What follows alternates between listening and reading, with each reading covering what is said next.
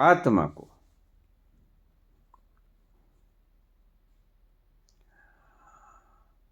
न शस्त्र काटे, न अग्नि जलाए, गलाए न पानी, न वायु सुखाए। वही आत्मा सच्चिदानंद में हूँ। शिवोहम शिवोहम शिवोहम शिवो।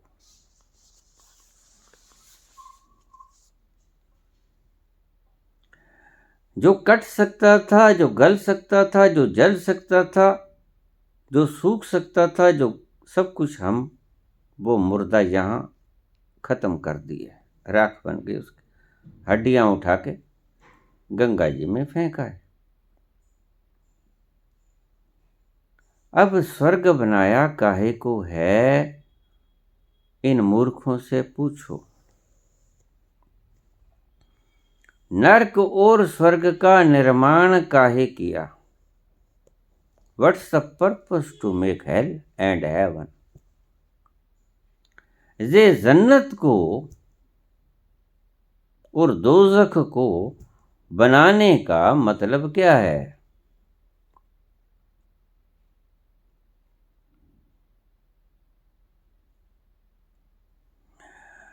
जिसे दुख होता है वो यहां जला दिया गया। मुसलमान दफन कर देते हैं, हिंदू जला देते हैं, सिख जला देते हैं, ईसाई दफन कर देते हैं।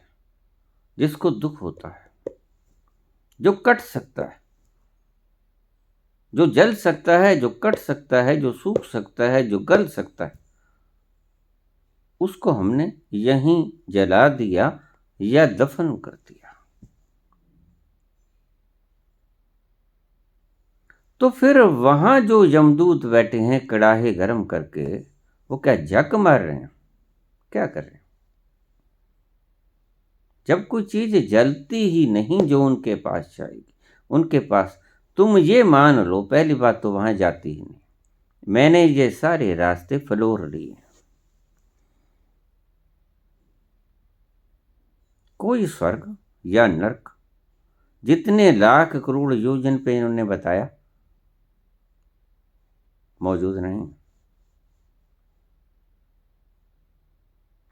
उसकी प्रक्रिया आपको मैं बाद में समझाऊंगा, क्योंकि फिर लंबी से लंबी, आगे बात में बात, शाखाओं में शाखाएं लगती चली जाती हैं और अंतहीन मामला हो जाता है। जब मैंने शरीर से बाहर जाना सीखा तो इच्छा मेरी थी कि मैं इस ब्रह्मांड को देखूं।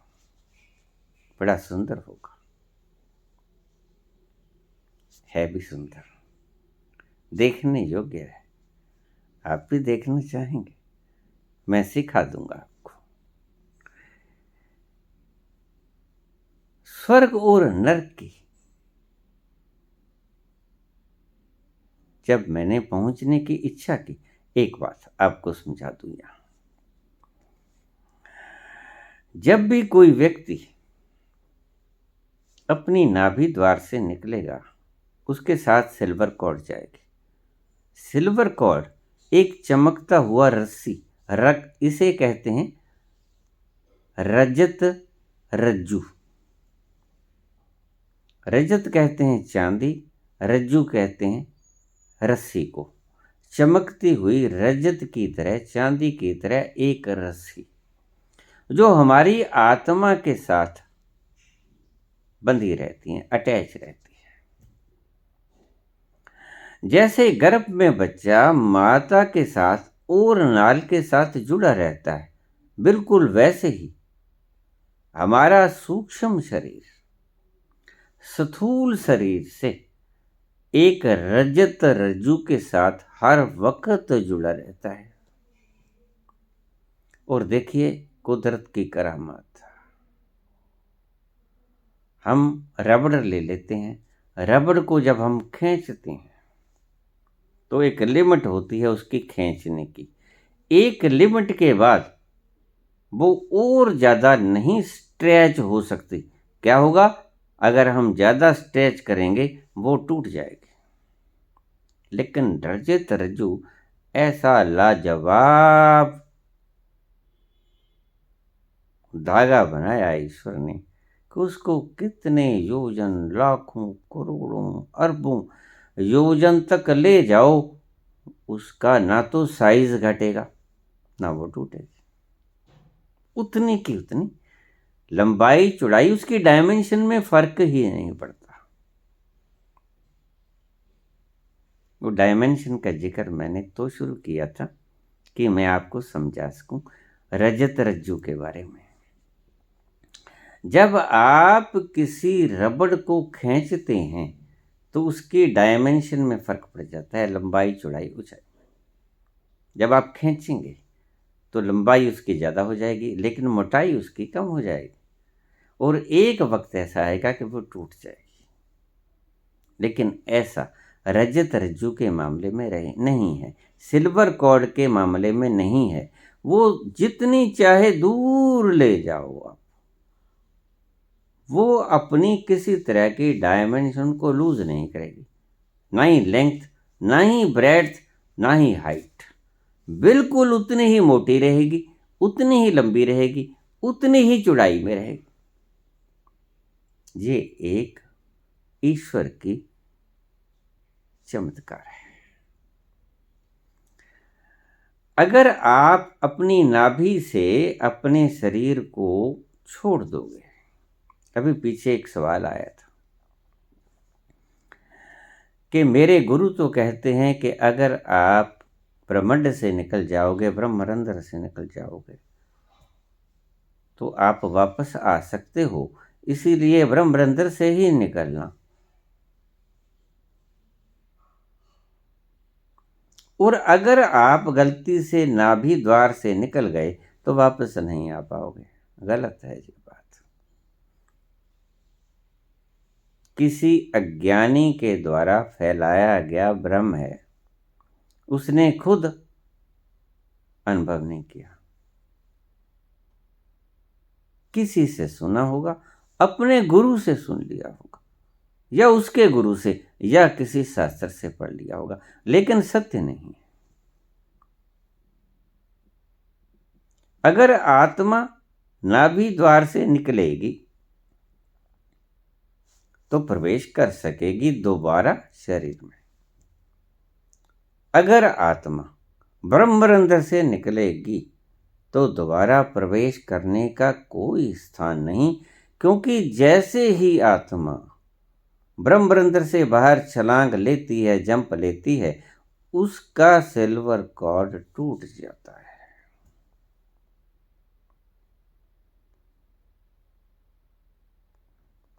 ये एक ईश्वरीय प्रणाली है। जिस किसी ने भी ये बात कही है वो शास्त्रों से लिखित या किसी गुरु से सुनकर बात कही होगी, स्वयं अनुभव से नहीं बात की होगी। मैं अपने स्वयं अनुभव से बात कह रहा हूँ। गलती से भी अगर आप संकल्प के द्वारा निकलने में समर्थ हो गए हो तो ब्रह्मरंध्र से निकलने की कभी भी संकल्प मत करना। हमेशा ही नाभि क्षेत्र से निकलने की संकल्प करना। एक थोड़ी सी आपको बात और बता दूं। मेरे पास ज़्यादा उदाहरण तो नहीं है। जब शंकराचार्य 6 महीने के लिए शरीर को छोड़कर राजा के शरीर में प्रवेश किए तो नाभि क्षेत्र से निकले। 6 महीने के लिए वो बाहर रहे और फिर जब वापस आए तो नाभि क्षेत्र से ही प्रवेश किया। उन्होंने ब्रह्मरंध्र से ना निकले, ना प्रवेश, ना ही कोई निकला हुआ व्यक्ति, नाभि क्षेत्र से निकला हुआ व्यक्ति वापस आ जाता है। ब्रह्मरंध्र से निकला हुआ व्यक्ति वापस आने का कोई साधन नहीं, क्योंकि साथ में सिल्वर कॉर्ड नहीं जाती जो कि आपको बांधे रखती है शरीर के साथ। एक छोटी सी बात मैं और भी बताना चाहूँगा। मैंने बाद में ही पढ़ी थी, जब मैं बोल दिए थे ये सारे तथ्य, तब मुझे किसी ने बताया कि ओशो ने भी अपनी बायोग्राफी में ये शब्द लिखा है कि मैं पेड़ के ऊपर बैठकर ध्यान किया करता था। अनासुरती ज़्यादा ध्यान में गहरा जाने के कारण मेरा शरीर गिर गया और मैंने देखा कि मैं अपने स्थूल शरीर के साथ बंधा हुआ हूं, एक सिल्वर कोड के द्वारा नाभि के साथ।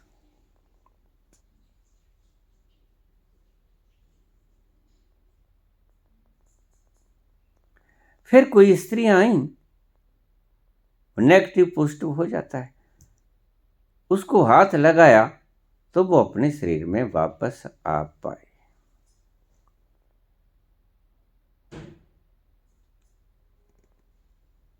खैर, ये सिर्फ एक ज्ञान की बातें थी, बीच में आ जाती हैं तो ये रास्ते साफ करने पड़ते हैं।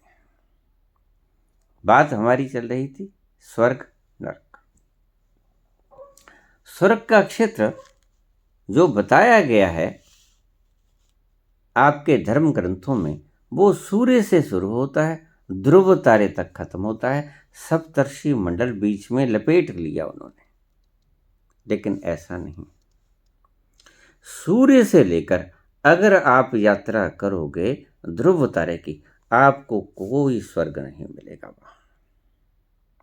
पहली बात। फिर दूसरी बात, स्वर्ग बनाया किस लिए? हमारे विद्वत जन कहते हैं कि पुण्य कर्मों का भोग करने के लिए। पुण्य कर्मों का भोग करने वाला तो यहां आपने जला दिया। सुख भोगेगा कौन? आत्मा न सुखी होती है न दुखी होती है। सुख भोगने वाला तो यहां जला दिया, दुख भोगने वाला यहां जला दिया, नरक बनाया काहे को? कुंभी पाक नरक आत्मा को तो ना समय लाती है, ना वो भ्रष्ट होती है, ना वो किसी प्रकार से मलिन होती है। वो तो शुद्ध बुद्ध है, उसके ऊपर कोई मिट्टी घट्टा नहीं। उसको आप चाहे कुंभी पाक में गिरा दो, चाहे उबलते हुए कड़ाहे में गिरा दो। जब भगवान कृष्ण ने यही तो बात कही है,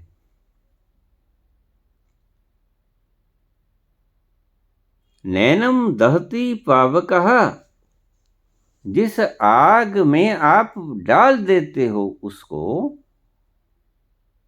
वो ढलती रहे, क्या फर्क पड़ता है? जब आत्मा जलती ही नहीं तो गिराए जाओ, कुंभी पाक में गिराए जाओ, जलते हुए कड़ाहों में गिराए जाओ, स्वर्गों में शराब पिलाए जाओ, अप्सराओं को नचाए जाओ। उस परम आनंद तत्व को अप्सराएं अपने नाच से सम्मोहित कर लेंगी, वो ज्यादा आनंद दे पाएंगी। उसकी शराब ज्यादा मधुमस्ती रखती है उस आत्म तत्व से भी। पगले हो गए हो? इसीलिए मैं कहता हूं, इन शास्त्रों को मिट्टी का तेल डाल के आग लगा दो।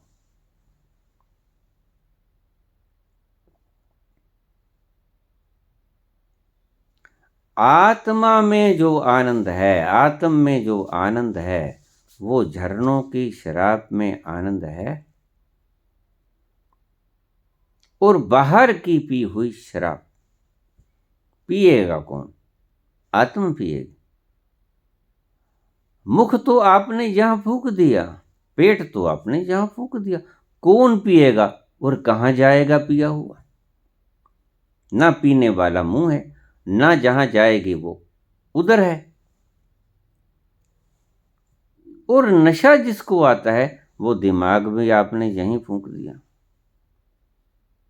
क्यों पागल बना रहे हो? कोई बात है?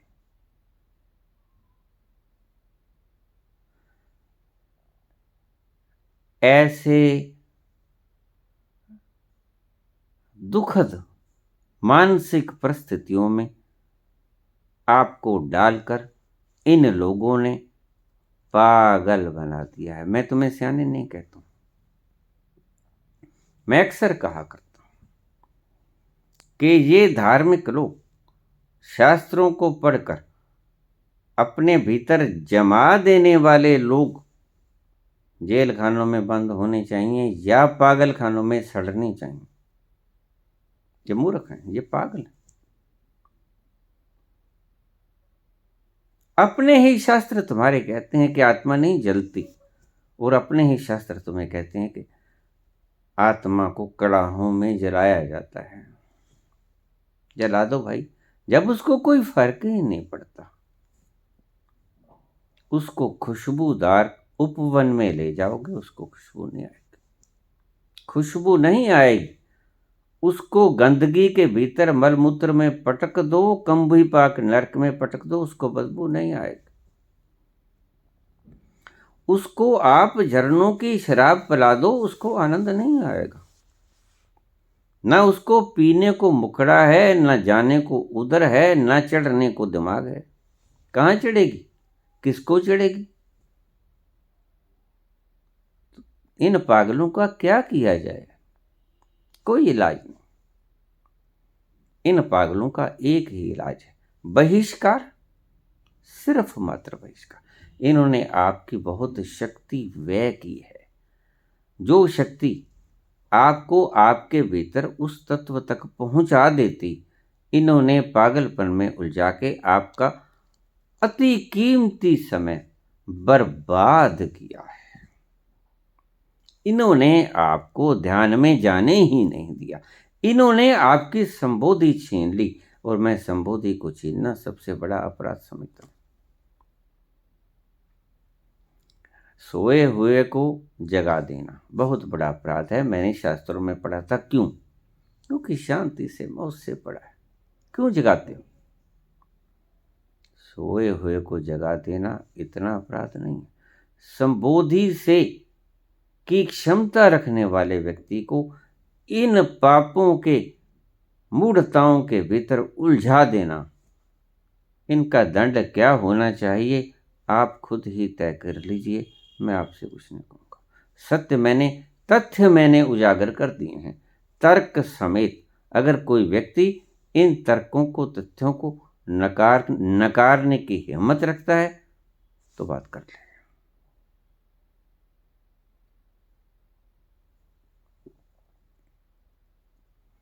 मैंने इन सारे क्षेत्रों का दौरा किया, सूर्य से लेके, क्योंकि आत्मा जब शरीर से निकल गई, आत्मा को सूर्य की गर्मी, चाहे वो करोड़ों डिग्री फॉरेनहीट है या सेल्सियस है, जला नहीं सकती। आत्मा सूर्य के पास आराम से जा सकती, सूर्य के भीतर भ्रमण करके आ सकती, भीतर क्या प्रोसेसेस हो रही हैं सब बता सकती है। आत्मा को जला नहीं जा सकता, आत्मा को काटा नहीं जा सकता। आत्मा सूर्य के भीतर जाके देख सकती है कि क्या प्रोसेसेस हो रही हैं, कौन से ग्रह पे क्या प्रोसेस हो रही है सब बता सकती है। कौन सी गैलेक्सी में क्या हो रही है, कौन सी आकाश गंगा में, कौन से ब्लैक होल में क्या घट रहा है, आत्मा सब बता देती है।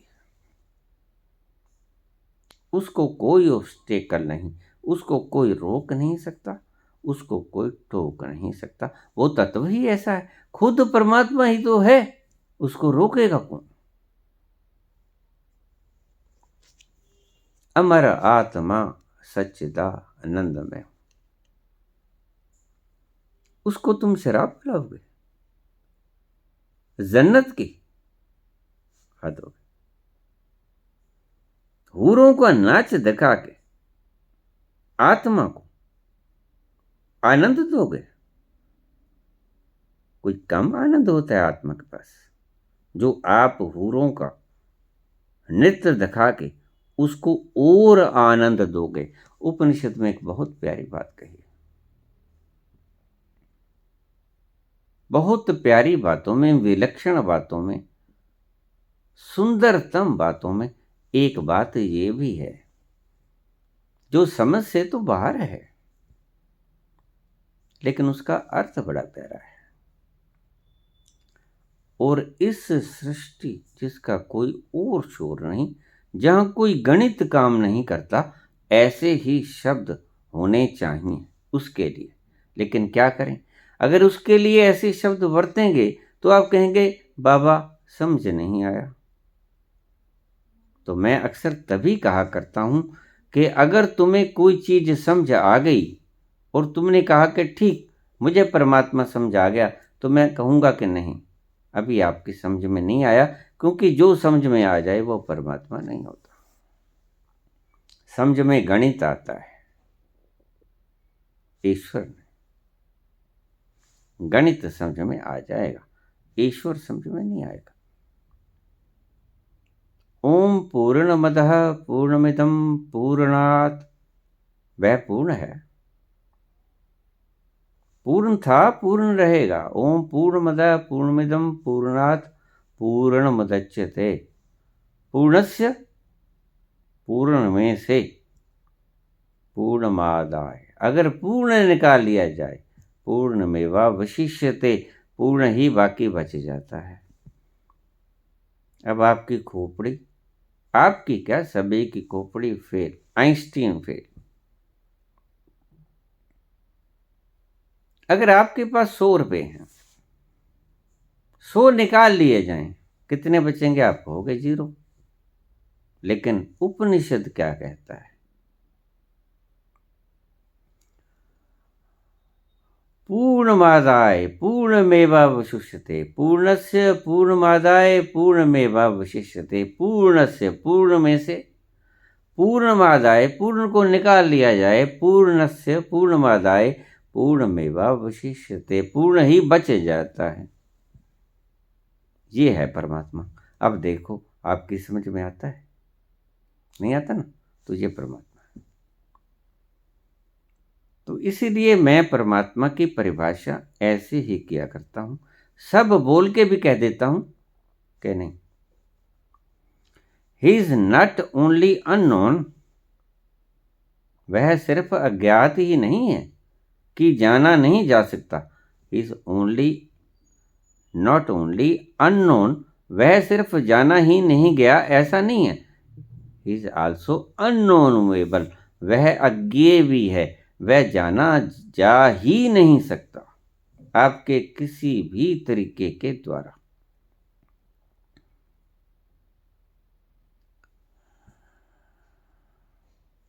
पूर्णमदः पूर्णमिदं पूर्णात् पूर्णमादाय पूर्णमेवावशिष्यते। ओम पूर्णमदः पूर्णमिदं पूर्णात् पूर्णमुदच्यते, पूर्णस्य पूर्णमादाय पूर्णमेवावशिष्यते। इस गणित को आप इस उपनिषद के बीच में समझ ही नहीं पाओगे। बस परमात्मा ऐसा ही है। बहुत लोग मुझे कह देते हैं बाबा मैं समझ गया, मैं फौरन समझ जाता हूं, उन्हें तो कुछ नहीं कहता कि ये कुछ नहीं समझा। क्या खाक समझा? जो समझ में ही आ गया वो क्या खाक परमात्मा का? जो पी लिया गया, और जिसका जो गूंगा गुड़ खाई के कहे कौन मुख स्वाद। कबीर ने कहा है कि जैसे गूंगा गुड़ को खा के उसका स्वाद वर्णन नहीं कर सकता। हीरा पायो गांठ गठी आयो, हीरा अगर मिल जाए तुम्हें तो उसका चमक दमक, उसका महत्व बताने की चेष्टा मत करना, नहीं बता पाओगे। हीरो पायो गांठ गठियायो, अपनी धोती की गांठ में बांध लेना, बस। उसके बारे में कहा तो कुछ जा ही नहीं सकता। स्वर्ग और नरक क्या है?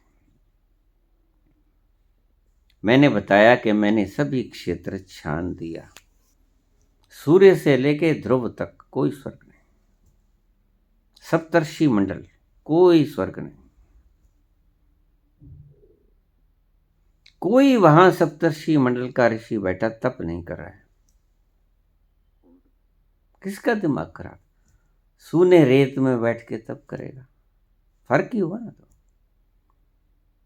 तब ही करना है, थोड़ी हरियाली में आ जाओ। वहां रेत ही रेत है, चट्टान नहीं चट्टान नहीं, और कुछ नहीं। ऊबड़ खाबड़ बुरे हाल। किसी किसी जगह के ऊपर तो 500 डिग्री माइनस का टेम्परेचर है, क्या करोगे? किसी किसी जगह तो प्लस 500 हजार डिग्री सेल्सियस, क्या करोगे? ये ठीक है कि आत्मा को न सर्दी लगती है न गर्मी लगती है। आपको वैसे बात बता रहा हूं वातावरण की।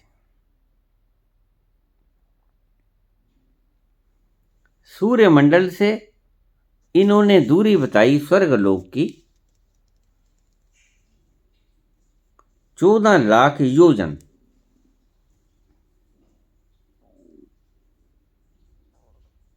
नहीं, गलत। ऐसे क्षेत्र में कोई भी स्वर्ग नहीं है। और जो क्षेत्र इन्होंने बताए, जितने भी नरक बताए, उनके फासले बताए, मैंने सारे कुरेदे, कोई नरक नहीं। गणित के हिसाब से, भगवान कृष्ण के हिसाब से जो हमारे ग्रंथ मान्यता प्राप्त ग्रंथ हैं, ऑथेंटिक, उनसे भी ये बात नहीं बढ़ती। तीसरी बात, वैज्ञानिक आपको तर्क के हिसाब से भी समझा दिया, अपने अनुभव के हिसाब से भी समझा दिया, और आपको ग्रंथों के हिसाब से भी समझा दिया कि गीता कहती है कि न वो कट सकता है न जल सकता है, फिर कड़ाहों में डालने का क्या फायदा? नर्तकियों को नचाने का या शराबों को उंडेलने का क्या फायदा? गिराए जाओ आत्मा के ऊपर, उसको कोई नशा होने को नहीं है, वो खुद ही क्या बखान कर।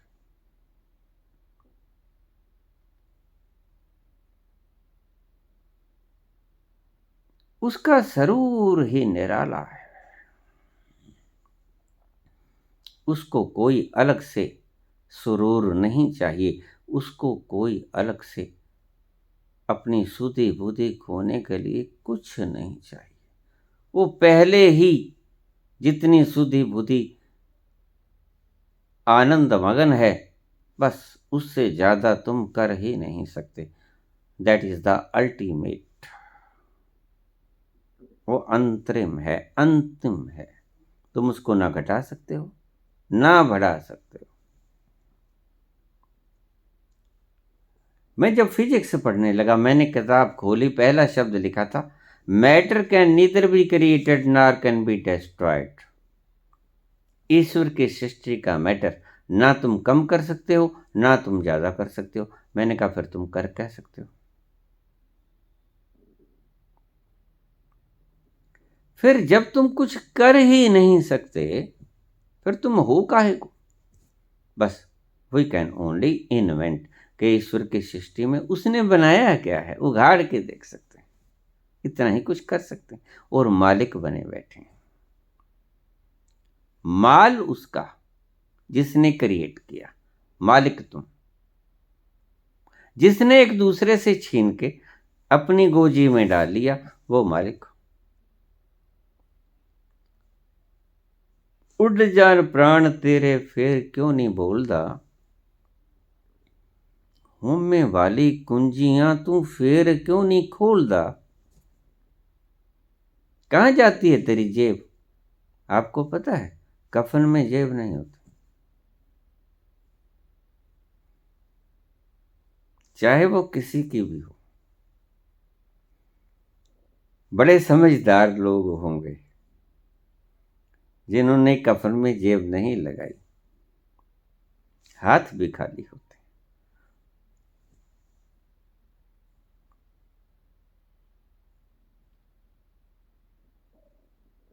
उड़ जान प्राण तेरे फिर क्यों नहीं बोलदा, होमे वाली कुंजियां तू फेर क्यों नहीं खोलदा कि मैं हाँ हूं मैं, तुम क्यों अफसोस कर रहे हो, मैं हूं ना।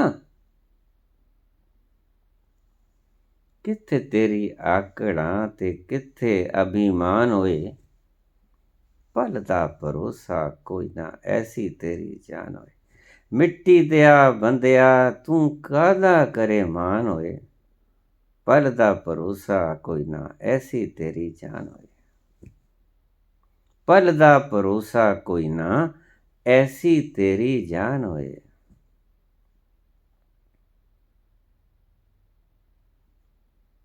स्वर्ग और नरक, पहली बात तो ये है नहीं, ये तो खुद के अनुभव से बताई।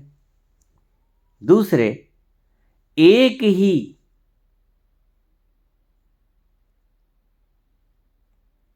पाप का फल दो बार नहीं भुगता जा सकता। अगर तुमने नरक के कड़ाहों में, पहली बात तो मैंने कहा कि आत्मा न गलती है, न सड़ती है, न जलती है, न कुछ नहीं होता वहां, ना कोई कड़ाहा है ना कोई नरक है।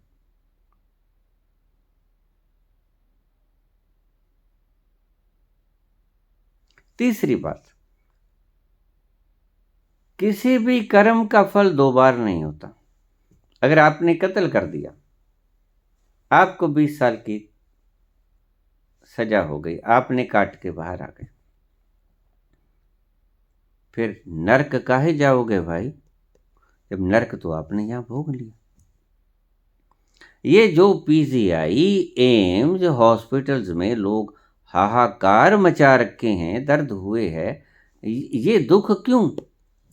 अगर आपने नरक में ही सारा हिसाब करना है,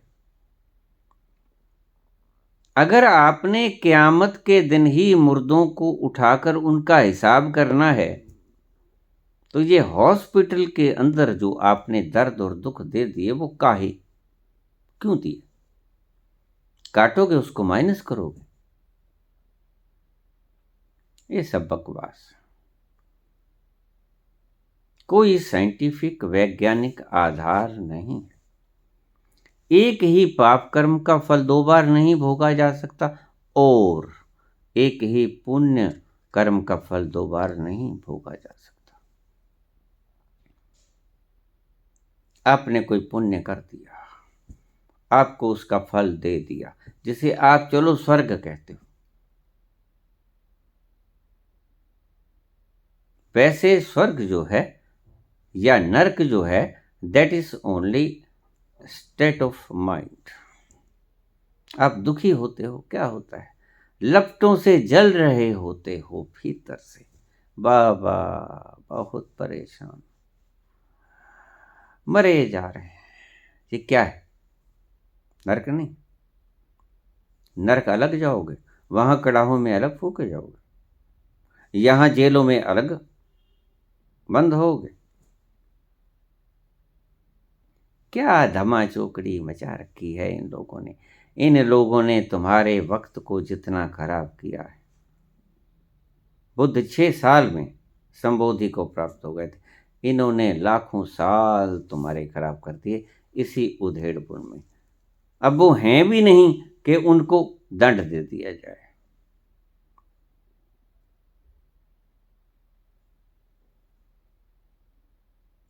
उनका पता ही नहीं है वो कहाँ है। अब उनको पकड़ के दंड भी कौन दे? तुम ना जाने किस जहां में खो गए, हम भरी दुनिया में तन्हा हो गए। अब दंड भी दें तो किसको दें? वो नजर ही कहीं नहीं आते, वो तो गए, खिसक गए आपको बुद्धू बना के। पूछा है स्वर्ग और नरक के बारे में कुछ बोलिए। कुछ नहीं, मैं पूरा ही बोल देता हूं, कुछ भी क्या बोलना होता है। तो मैंने वैज्ञानिक ढंग से भी समझाया, आध्यात्मिक ढंग से भी समझाया, स्व अनुभव से भी समझाया, तर्क से भी समझाया, उदाहरण दे के भी समझाया, गीता का उद्धृत करके वाक्य भी समझाया।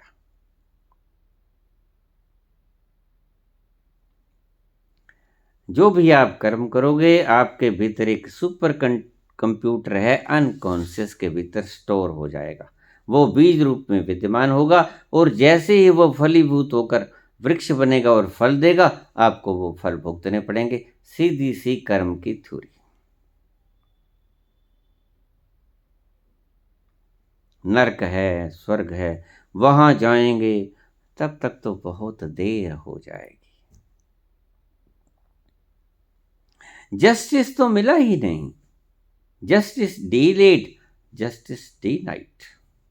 अरे कब हम इंतजार करेंगे क्यामत तक, खुदा करे कि क्यामत हो और तू आए और हिसाब करे और मुर्दों को जगाए और उनसे पूछे और उनका फिर फल निकाले और फिर उनको भुगताए। किसके पास इतना वक्त है? आह को चाहिए एक उम्र असर होने तक। कौन जीता है तेरी जुल्फ के सर होने तक?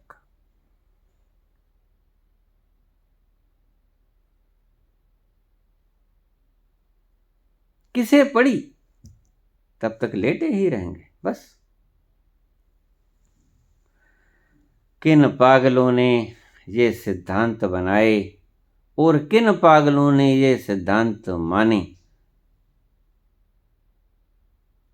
मैं बड़ा पजल होता हूं कई बार कि धरती पर इतनी इतनी मूढ़ताएं चल रही हैं और उन्हें खत्म करने वाला कोई नहीं। और अगर कोई आता है तो उनको आप बट्टे मारनी शुरू कर देते हो, या जेलों में बंद कर देते हो, या सलीबे दे देते हो, या हाथ पांव काट देते हो, या उन्हें अपने ही घरों में नजरबंद कर दिया करते हो। ये है तुम्हारी फिलॉसफी। तुम उनको ऐसे दंडित करते हो जैसे कि तुम बिल्कुल सही हो। अब मुझे बताओ, जिसने फैसला दिया ईसा मसीह को, वो ठीक था व्यक्ति? आज अगर वो आ जाए तो वो दंडू से नहीं मिलना चाहिए, लेकिन वो है कहाँ?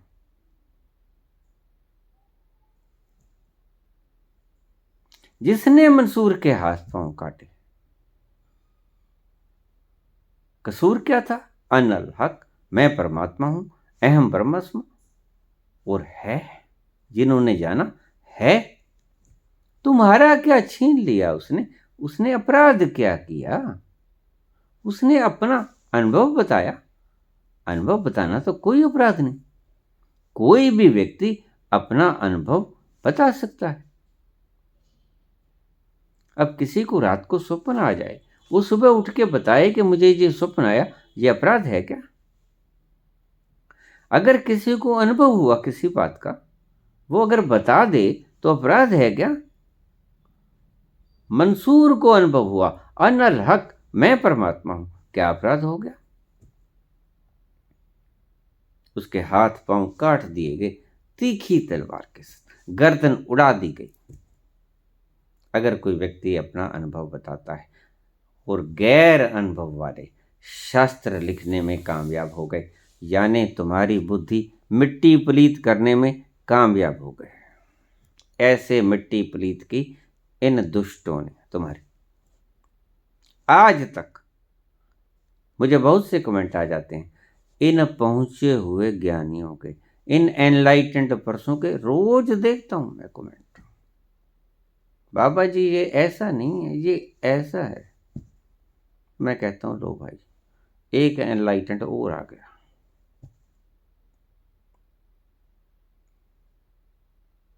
तो मैं उनसे कहता हूं कि भाई जगत कल्याण करो। मेरे पास तो जिसका फोन आता है सभी रोते हुए देखते हैं। थोड़ा कल्याण तुम भी कर दो, यूट्यूब चैनल मैं खुलवा देता हूं आपका,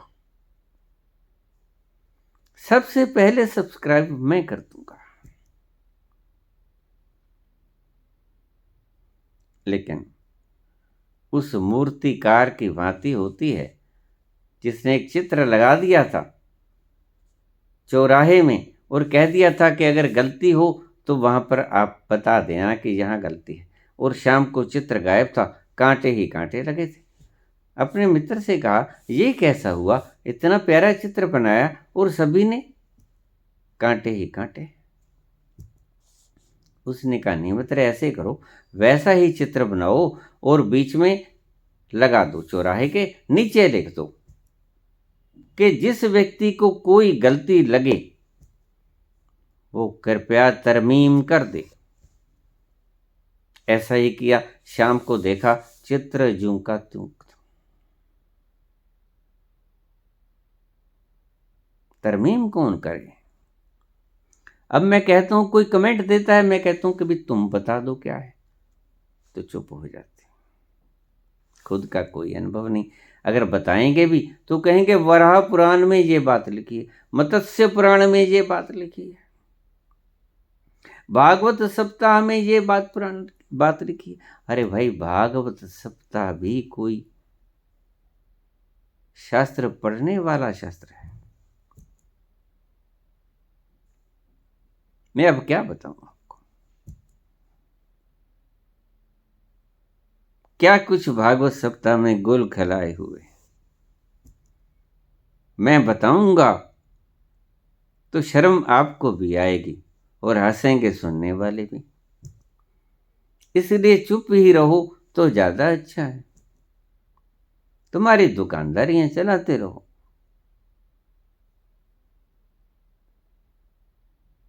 स्वर्ग और नरक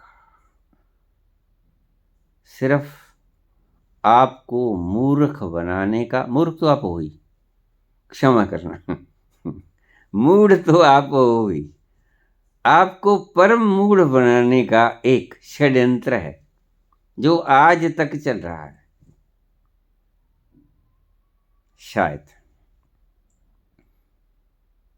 कुछ जागृत लोग उठें, हल्ला मारें और इन मूढ़ताओं को उखाड़ फेंकें। जैसे मार्क्स ने कहा था, गरीबी ज्यादा हो गई थी, भूखमरी से लोग मर रहे थे, वो देख ना सका। मार्क्स बड़ा दयालु हृदय का बच्चा था जब वो बचपन में था, तो बचपन में ही वो कुछ ऐसी बातें किया करता था जो उसके पिता को कुछ विलक्षण लगती थी। उसका पिता समझ गया था कि यह बच्चा बड़ा होकर कोई काबिल इंसान बनेगा। तो मार्क्स ने कहा, जब बड़ा हुआ, जब उसने समीकरण देखे भेदभाव के, कि ईश्वर ने जो चीज बनाई अपने बच्चों को समान रूप से बनाई, फिर यह भेदभाव क्यों? एक भूखा क्यों मरे, एक ज्यादा खा के उल्टियां क्यों करे? ये भेदभाव मिटना चाहिए। उसने कहा कि मैं ऐसे ईश्वर को क्यों मानूं जो मुझे खाने को रोटी नहीं देता। और उसने मजदूरों से कहा कि मजदूरों, बगावत कर दो, मजदूरों बगावत कर दो, रेवोल्यूशन कर दो, क्रांति ले आओ, क्योंकि तुम हाथों और पांवों की जंजीरों के सिवा तुम्हारे पास खोने को और कुछ नहीं है। You have nothing to lose. और तुम पाने के लिए तुम्हारे पास समस्त विश्व पड़ा है। खोने को तुम्हारे पास हाथ और पांव की जंजीरों के अलावा कुछ भी नहीं, और पाने को तुम्हारे पास समस्त सृष्टि पड़ी है। तोड़ डालो इन जंजीरों को, तोड़ डालो, बगावत कर दो, क्रांति कर दो, रेवोल्यूशन कर दो। मजदूरों, एक हो जाओ, उठो, जागो। इसलिए मैं तुमसे कहता हूं,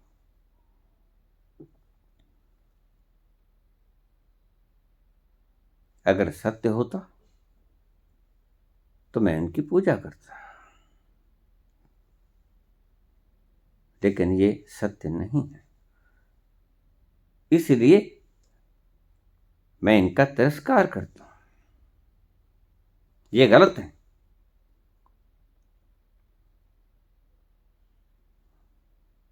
इनको इनकी गलती का एहसास होना चाहिए। अगर सही विश्व को सच्चा बनाना चाहते हो, केवल सच्चारा हो ही है, तो क्या करना होगा? इस किव कूड़े टुट्टे पार, इस अहंकार यानी कि जो गलत है, जो है ही नहीं, इस अज्ञान को, इन मूढ़ताओं को तोड़ना होगा। इन मूढ़ताओं को तोड़कर जो बचेगा वो स्वच्छ बचेगा। और जब तक दुनिया स्वच्छ नहीं होती, इन मूढ़ताओं को तोड़कर आज पत्थरों की पूजा हो रही है।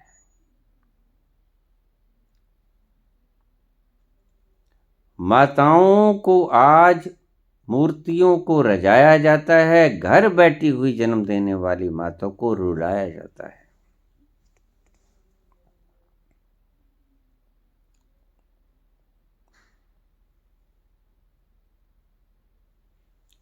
जिस माता ने प्रसव पीड़ा सह के आपको जन्म दिया, उस माँ की आंखों में आंसू, और तुम चुन्नी चढ़ाने जाते हो उस माता के, जिस माता के घर में कोई कमी नहीं, जिसको चुनने की कोई आवश्यकता नहीं। पत्थरों को चुनने की काहे आवश्यकता होगी? पत्थरों को कभी ठंड लगती है? जाके देखो, केदारनाथ में पत्थर ही तो हैं और बर्फ गिरती है, ठंड लगती है? ढाल दिए, चित्र बना दिए, आपने प्राण प्रतिष्ठा का झूठ प्रचार कर दिया, लेकिन प्राण प्रतिष्ठा हुई होती तो ये मूर्ति चलती। प्राण प्रतिष्ठा का अर्थ क्या होता है? मुर्दे में जान डाल देना। तो ये मूर्ति खाती, इसलिए तो आप भोग लगाते वक्त पर्दा कर देते हो, किसी को पता ना लगे सच्चाई क्या है। अगर प्राण प्रतिष्ठा इस मूर्ति में हुई होती तो ये मूर्ति बोलती, मूर्ति गाती, मूर्ति सुनती, मूर्ति आपकी पुकार को सुनती, आपकी इच्छाओं को सुनती, उसका जवाब देती, खाती पीती, आपसे वार्तालाप करती। ऐसे ही पत्थरों की तरह मौन न पड़ी रहती। ये प्राण प्रतिष्ठा भी एक मूर्ख बनाने का ढंग था, कुटिल ढंग। ये सभी ढंग पूर्व नियोजित थे, आपको मूर्ख और ठगने के, आपकी प्रज्ञा को कुंठित करने के ये उपाय थे। इसलिए मैं कहता हूं, अगर मैं कहता हूं कि इन शास्त्रों को नदियां में बहा दो, इन शास्त्रों को अग्नि भेंट कर दो, तो इन कारणों से कहता हूं कि इनमें ये कूड़ा भरा पड़ा है। सही जो ज्ञान था वो तो नालंदा में फूंक दिया खिलजी ने, वो तुम बचा नहीं पाए, और जो तुम बचा पाए वो कूड़ा, वो तुम्हें कभी भी सुख ना दे पाएगा, कभी आनंद ना दे पाएगा। तुम मरते ही रहोगे। जैसे जैसे उसको पढ़ोगे तुम्हारे दिमाग में कूड़ा, कुंभी पाक नरक तो पता नहीं कहीं होगा, लेकिन एक बात ध्यान में रख लेना कि तुम्हारे दिमाग में कुंभी पाक नरक जरूर भर जाएगा।